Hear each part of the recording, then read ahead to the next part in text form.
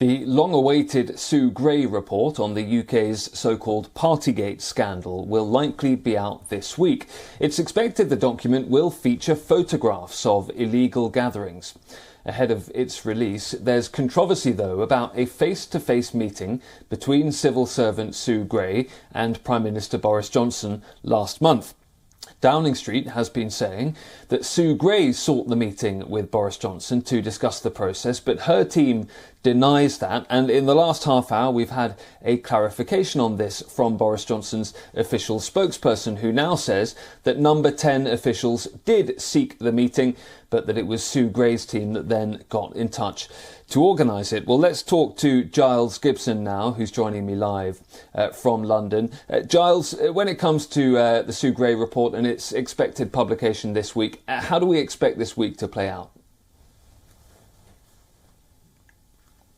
Well, Ollie, we understand that this deadline for individuals who are named in this report to raise any objections passed on Sunday evening. So now that is out of the way, really what is happening right now is Sue Gray and her team are sort of dotting the I's, crossing the T's, getting their report ready for publication, and we are really expecting it to land any day now, really, perhaps in the next day or two, or perhaps later on in the week. In her interim reports that Sue Gray put out, she was scathing about the culture within 10 Downing Street. She talked about failures of leadership and judgment.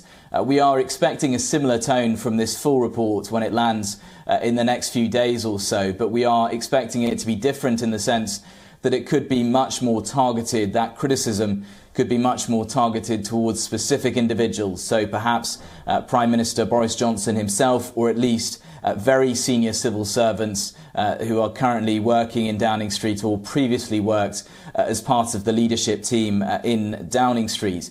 Meanwhile, as you were mentioning there, while we wait for this report to land, there is this growing controversy about that meeting that was held between Sue Gray and the Prime Minister Boris Johnson several weeks ago. What we've seen is the opposition, including the opposition Labour Party, really calling out the government about this, saying that it could potentially undermine the independence of Sue Gray and the independence of her investigation.